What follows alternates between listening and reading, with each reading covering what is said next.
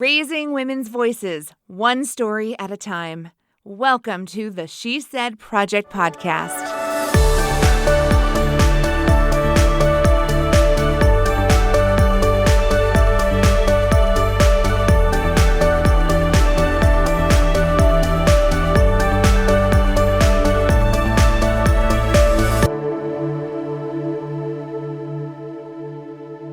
Well, hello, friends and fans. This is Jenette Hendricks, your co-host on the She Said Project podcast. So glad you can join us. With me in the studio, my co-host, Kerry Rosso, founder, creator, imaginator of the original That's What She Said concept. That's my favorite title. I've never heard that, imaginator. Well, you guys started I like it. Shenaniganator. Shenaniganator, but you also had a really cool title in the early days. You called yourselves the Show Conspirators. Mm-hmm. Tell me about the origin of that. It was constantly riffing off of each other. And because we didn't have theater backgrounds, we also didn't want to pretend that we were anything we weren't. We loved shenanigans. We loved telling women's stories.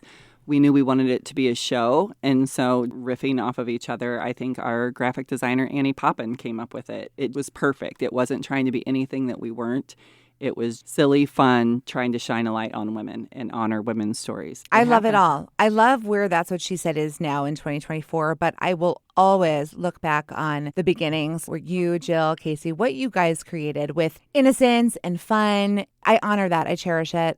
I'm grateful for it. It changed my life, but it changed the lives of hundreds of women to this day. I don't even think you guys realized back then the impact that you were birthing, that you were We creating. didn't. And well, we thought it was going to be a one-night show. And so, like for Casey, it was sort of a challenge for her. This is a prove to myself I can do this and stand on the stage. And then I think before the evening was even done, we were talking about the next show and the next speakers. And then all sort of took a look at each other. Oh, this isn't a one-night stand. We've all been there. This isn't just a one-night stand. Sorry. I always, when I tell the story, the origin story of That's What She Said, I always say that this community embraced it. The women showed up. They were hungry for this event and what it represents. And I want you to know that as we grow into more and more communities, I've had the honor and privilege to direct shows in towns like Danville and Indianapolis and Bloomington Normal and Peoria and just recently Decatur. I'm finding the same. I'm finding women who are pleasantly surprised, amazed, curious, open, and they fall in love with the concept of That's What She Said. And when we launched the podcast a couple years ago, one of our goals was for this to be kind of the glue to bring women together from the different communities, to check in with them, to hear about their experiences. But what I love is when we bring in a guest that's from Champaign-Urbana, where we sit today in the Illinois Public Media Studios, because then we're not on the phone chatting with her, calling in from some remote location. We actually get to see them face to face. Don't you agree? It's so great. And I can't wait to get to our guest today because Jenette definitely knows that I'm not a crier. And so it becomes sort of a challenge of who's going to break her? Who's it going to be? And in the very first rehearsal, I hadn't read your piece. And so I didn't know what was coming. And I felt my chest getting tight and my face getting red. And I was trying to avoid eye contact with Jenette because I was like, oh, it's happening. It's happening. And tears didn't come out of my eyes. But it was the hardest I've ever had to battle because I connected with every word you said so deeply and was so taken aback. And I thought, this is what it's like, because by the time show happens, I've usually read and seen and heard it. And I thought, what a powerful thing to hear someone's story for the first time. And it was really like beautiful. The audience gets to. Yeah. So we're welcoming Danielle Hendricks into the studio today. She was one of the speakers in the most recent That's What She Said in our flagship community of Champaign-Urbana, where it all began. Danielle, thank you for making time to come in person. Welcome to our fun, glamorous studio. This is where the next layer of magic happens. We get to check in with our new friends from the She Said process and go, how you doing? Like, how are you doing since That's What She Said? It was a very powerful experience. And I'm just so grateful that I was able to go through this process with you both, because it was not at all what I even expected to be talking about at That's What She Said when it first came around, that you're like, oh, maybe you should speak. I was like, oh, maybe. And thinking about what to talk about, this was actually probably the last thing on my mind until Jenette, you and I had a conversation about what is something you never talk about. I was like, what is something I never talk about? And that's where my story came out. It's something you don't talk about now in your current life, but when you started sharing it, you even expressed it's time. It's time to talk about this and bring it to light so that it's not part of your past that's living in the shadows. Yeah, definitely something that you push down. You push down really deep. It is a lot of emotion, and it's a lot of sad emotion and anger and fear that people will judge. And I always put on a happy face. Like, that's just kind of who I am. And I've even had some folks, when they first heard I was doing a story, were like, oh, great, Danielle's going to be speaking. It's going to be such an uplifting, like, exciting, happy. And then they hear it and they're like, that is not at all what I thought you were going to talk about. So it's very different. You are so correct. That is absolutely your persona in this community. And it's delightful and it's wonderful. But the fact is, we all have darker emotions. We all have sadness that we carry. And you were absolutely brave when you decided that you were going to share. And we've been kind of skirting around the topic here, but for our listeners today, Danielle shared a story called Half Truth, where she shared about her half brother, a beautiful story about her half brother. A beautiful story about her half brother. So I think before we spill the beans, we should just let everyone listen. Let's do that. Let's go to the clip. Here's Danielle on stage, and that's what she said 2024 in Champaign-Urbana with her story, Half Truth. I love meeting new people. So much, in fact, that I've made a career of it. I've been in sales for 18 years, and I get to meet new people every day. I have a pretty good grasp on the general questions that people ask to get to know someone new. So I'm prepared with great responses to spark conversation. However, there is one standard question that catches me off guard every time. I've kept this response hidden away, even from those who know me best. The question, do you have any siblings? It's a fairly basic and simple question. Well, for me, this question is anything but simple. I struggle to tell the story, and I know I'm hiding a part of me by not sharing. So here's the long answer to a simple question. I was born on my brother's half birthday. We are exactly 9 years and 6 months apart to the day. No, I wasn't an accident. My brother is my half brother. So on my brother's half birthday, he got a half sister. Great present, right? I grew up not really understanding much of a difference between half and full siblings because my brother was my brother. There was one difference, and that was our last name. There were discussions about changing his name, but that seemed a little cruel. His last name was Ridgway, and my maiden name was Enos. Yes, rhymes with penis. My brother's first name, Cletus.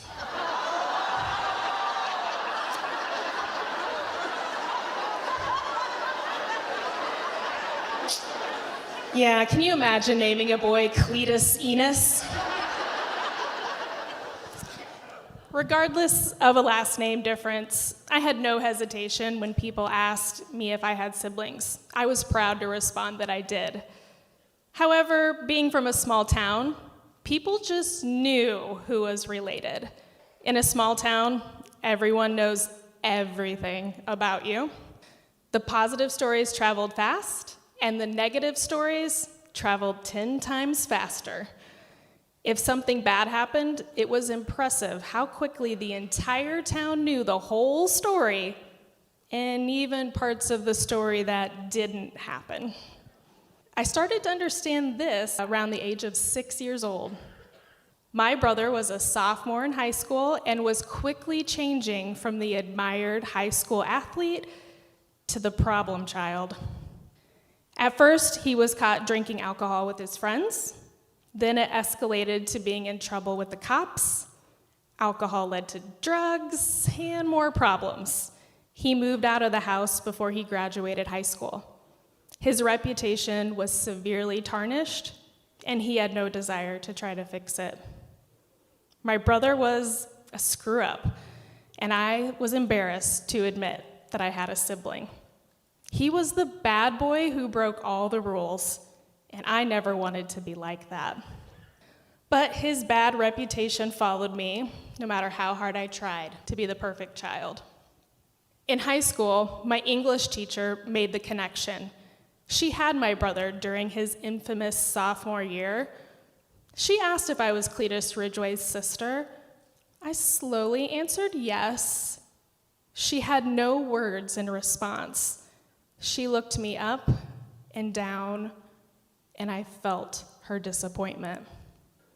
Even though a decade had passed, it was guilt by association in her mind.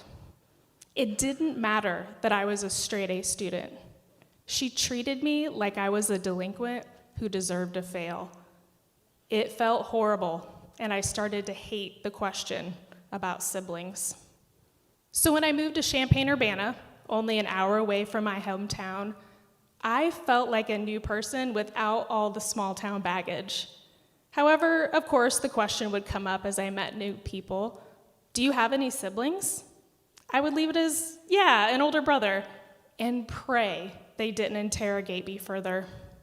My half-truth answer is what got me through. I was scared of what would happen if he decided to show up in my new life. What would people think of me if they saw this shit show of a life my brother lived? The alcohol and drugs had escalated to violence, theft, and a rap sheet. It was more than a tarnished reputation at this point. He was a criminal. I hid my life from my brother. I begged my mom not to give him my address in fear he would show up high or drunk on my doorstep. He had abused many of the women in his life, and I didn't want to be next. I didn't want him to know about my job in fear he would start asking me for money. After stealing cash from friends and family members, I didn't want to be another target. I also didn't want my job to know that he existed. If they knew who he was, it would be guilt by association, just like high school. So when asked, I still kept my response simple. I have a much older brother that I don't see very often. It was a half-truth, and the hidden half was that I didn't see him very often because I didn't want to see him very often. I was with my mom when she got a call that my brother was in trouble yet again. I was so mad. Here we go again, I thought. I just couldn't believe he couldn't get his life together. He was 34 years old, for Pete's sake. We drove to my brother's house to check on him. We figured that we would get the story straight from him instead of letting the local gossip train blow it out of proportion. I parked outside while my mom knocked on his door. A cop car pulled up next to me and asked what we were doing there. He informed us that they had cleared the area and needed us to move a few blocks away because there was a report that a man had a gun and was dangerous. As we drove to the recommended safe zone, I could see the officers discussing the suspect, and I felt like I was watching an episode of Cops through my windshield. I saw my brother's wanted sketch photo in their hands. I couldn't breathe. This was serious, and I knew he was going back to prison. I was so angry with my brother. This crap had happened so many times. I felt bad for my mom having to go through this yet again. And I started to worry how far this news would travel. Would it be on WCIA? Is this how people would find out? Since there was little we could do, I drove back home. The next morning, my phone rang as I was on my way to work. It was my mom, and I answered with an enthusiastic, "Good morning." She simply replied, "No, it's not." She told me that the police standoff finally ended. When the cops entered the house, they discovered that Cletus had already taken his own life. He had shot himself. My big brother was gone. My answer to the simple sibling question went from complicated to impossible. When people ask, they aren't expecting a long, complicated story, and no one is prepared to hear the words suicide in casual conversation. Being vulnerable is what makes us whole. Truly getting to know someone isn't about giving the easy answer. It's about the tough, complicated truth that I've been afraid to say. It has only taken me 40 years to really answer this simple question, and now I'm ready to share the whole truth about my half-brother.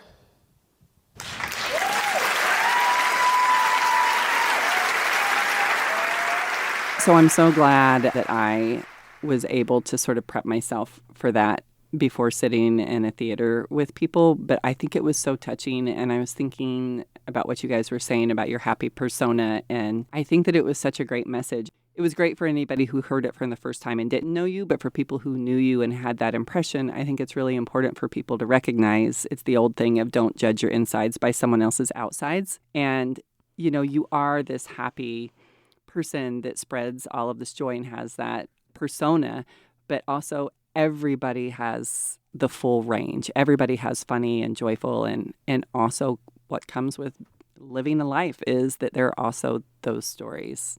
Absolutely. And I try to be as optimistic as possible. And this story might be why I try to look for the positive at the same time, because I went through something like this that I do push down, but there was still so many highlights, what I loved about my brother and our life, and I miss on a regular basis. There is joy. And I know another speaker talked about this too, but like there's joy in every moment, no matter how the emotion is, there are pieces of joy, even in the sadness. I think the first time in one of the rehearsals when you called him your big brother, and I thought anybody who has a big brother or a big sister, no matter how old we are or what the letters behind our name are or our job titles, there's something in us that is always, you know, our mother's daughter, our father's son, our big brother's little sister, always. And it really resonated, I think, with so many of us because of that. Oh, yeah. It hit home even more because as we do in That's What She Said, we had a beautiful musical performance as our finale. And when we can, we bring photos of our speakers to the screen. And what you shared specifically for that slide deck was pictures of you and your brother. And the moment they were on the screen, it was clear as day who we were looking at, from infancy to those younger years to those teen years. And there was almost an audible gasp of, there he is. There he is. I cried seeing the videos on the big screen. And we were talking about emotions earlier and hearing it. And a lot of people have asked me, how'd you get through it? Let's And talk about that. I honestly don't know. I think I blacked out. I think it was like, okay. And then it was done. And I actually went back and listened to myself the first time when the videos were released. And I cried at my own speech. Like I just sat there and it wasn't till the end. And I had choked up a few times getting to the end part, because I knew what was in those words. I knew what was there. I don't know how I made it through on stage, but listening to it again, I broke down and I just released all of those tears again. Well, I'm going to give you some credit here, because when you have a story that is this raw and this charged, emotionally charged, you did the work. You rehearsed enough so that you could confidently get through it. And that's important in a piece like this. Anyone who's listening who's into storytelling, if you want to get to a final performance, you have to put in the work and practice. This is just proof right here, because otherwise, I don't know, like you said, if you would have made it through. But you showed up. You showed up to every rehearsal. You supported everyone else. You went through it every single time with the emotion that it brought. You didn't shy away. There's something really brave about facing this from every single rehearsal, not just the final show. I mean, from day one. I mean, I remember your face on a Zoom call when we said, okay, what are we going to talk about? And you said those words, this is something I don't talk about. No one knows. And then it ends with your final line, I am now ready to share the whole truth about my half brother. Yeah. Even the parts on stage that I talked about, I mean, that was a sliver of the story. So I felt a little weird saying I'm ready to share the whole truth, because that was so much more. 8-10 minutes worth of the story. But there is so much more with it. And I've had a few people, I talk to afterwards, and it's like, okay, and then how did this happen? And they ask me more deeper questions of the aftermath. And, just thinking about how do you live your life thinking about having this grief that you live with day to day. And, it never goes away. It's there and it creeps back up and it brings tears back to my eyes and, all that. And then some days it's all the joy that you remember about that person and that makes you smile. I would say, yes, it's hard, but the group that I was with, these women that I got to tell the story with, made me stronger and able to say it. They're amazing, amazing women. A friend of mine said, all we can do, it's all about accompaniment. And I thought of that with your group, and I thought of that with your piece. Just bearing witness your brother's story. I thought it was really special. Thank you. Thank you. And that we can all just do that for each other. Mm-hmm. Bear witness. There's power to that. There's a lot of power to just showing up and listening. That's what you always said. People don't know. Carrie's voice is in my head all the time. I'm so sorry. No, you are my mentor. You are my sounding board, my guidepost in the dark. One of the phrases that always resonates is there is tremendous relief in the telling of our stories. Shining that light. Otherwise, it can just fester and feel so much bigger. And then you tell it and you're like, oh, look, there's light.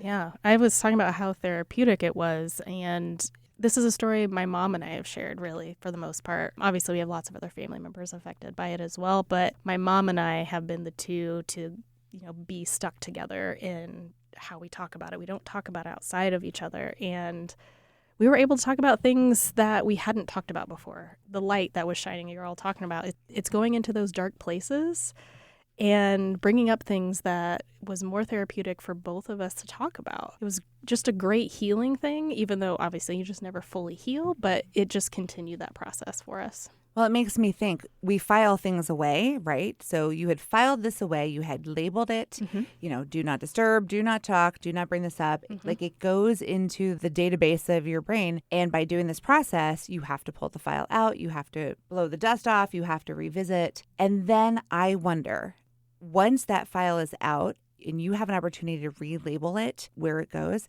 do you think going forward you can start having more comfortable, casual conversations about the truth of your family? I think so. I've been asked if I'm related to certain people now since the story came out just in general. And I was like, you know what? I don't know, because I don't really know much about my brother's side of his family. So more things are being discussed. And it just helps get a whole story, because I was so young at the time. I mean, like I said in my story, that we were almost 10 years apart. So I was a child experiencing a lot of things when he was an adult. And then I was coming into adulthood as he was leaving the world. So, man, there's just so much I didn't know or didn't piece together. And I will differently now that I'm 40. So it sounds different.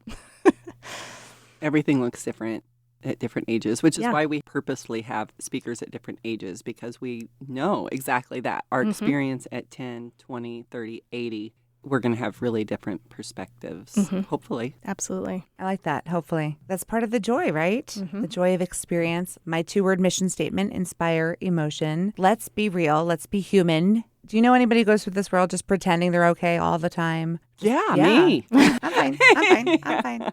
Why do we do that? I don't know. It's just tricky, I think, because we just learned to start putting things up. How are you fine? How are you fine? Moving on. And I hope that that's what this experience does, not just on the night of the show and not just with the cast, but gives permission to do all the stories. Yes, there are some that are funny and uplifting and some that are just silly, but to tell those and to really appreciate them, you have to know the other stories. And then hopefully after the show, all these conversations are happening at the same time. That's beautiful. To quote another She Said speaker, if I may, because that is what this has started doing to me. All these stories coalesce in my brain, in my noggin. And we had a beautiful speaker in the first show in Macon County, in Decatur, Illinois. And just this one line, every time she said it, I got tingly. Like, that's such a quote, is you can't be there for the heartwarming moments if you're not there for the heartbreaking ones. Dude, that one gets me every time. Goosebumps. It's the accompaniment. I just keep thinking of my friend who says that. It really is. Everything is about accompanying each other and bearing witness. Yeah, and it's that finding the human part of yourself. And you were talking about saying raw. Like, this is raw, and it's scary to be raw. It's easy to say, I'm okay, and just move on, because I didn't want to talk about the raw part. We always say not just the most important thing to tell a story, it's also equally important to listen to this and to hear the story, because it's important to us as we feel protective over our speakers. We want it to be received with the grace that it's delivered, with love and grace. And it has to be both of those things because you're taking such a risk to put yourself out there. But might I say, we have the best audiences ever. Their whole goal, they're there to laugh. They're there to high five you. They're there to support you. It does not get any better than a She Said crowd. I think I say that to the cast almost every time right before the show. Every single person here showed up to see you succeed, to celebrate you. There is no one in this room who's here to see you fail or anything less than be your most amazing self. There's not enough spaces in this world where women are celebrated for being vulnerable and being themselves and being honest. That is the little corner of the world that we try to create. Absolutely. I knew even if I fell flat on my face because I tripped over something, the women on the stage would pick me up, and I felt like the crowd would too. There was such a good vibe being on stage. Would you do it again? 100%. Ooh. Love it. But I'm also that, weirdo that loves public speaking. So that's how I first was like, sure, I'll do that. I love public speaking. Oh, that's awesome. There's nothing like this. It's storytelling and public speaking for work, for career. This was very so different. That was the challenge for me. It was like, oh, this isn't like giving a presentation at work. This is a little more intense than that. One of your castmates said they were very comfortable saying someone else's words, but to get up there and say their own words, it is a very different experience. Mm-hmm. Could not have said it better. Danielle, thank you for being on the stage. You're the best. Thank you for being here in the studio. Thank you for being a friend. And the months that we got to spend together are priceless. I will cherish them always. I get the pleasure of seeing you in our community quite frequently, so I'm a lucky duck. So there. Me too. And to our listeners, I do want to say, if anything that you heard on today's podcast made you feel something or triggered something in you, go talk to someone. Talk to a family member, see a counselor. Make it okay to not be okay and talk to someone. Don't live in the not okay. Don't be like, I'm not okay. I live here. Yeah, no. Be okay being open and honest and owning your story. We know how powerful that is. If we can inspire one person to do that. Yeah, you don't have to tell it to 1,000 people. Maybe just tell it to your one person. But when you do tell it to 1,000 people, let me tell you. Call us. Well, perfect. So our friends who are listening to our podcast, we cannot thank you enough for your support through the years that we have been sharing these stories by amazing women, first in Champaign-Urbana and now in communities across the Midwest. Thank you to our partners, Illinois Public Media, and to our sponsors, Sterling Wealth Management, Carl, and Health Alliance, for making this podcast possible. We wish you nothing but the best as you explore your stories. I'm Jenette at the She Said Project Podcast. Over and out. Thank you, Kerry. Thank you for listening to the She Said Project Podcast in partnership with Illinois Public Media. All materials contained in the podcast are the exclusive property of the She Said Project and That's What She Said, LLC. For more information on our live shows, go to shesaidproject.com. This podcast was made possible with support from Carl and Health Alliance and presented by Sterling Wealth Management, empowering women to live their best lives.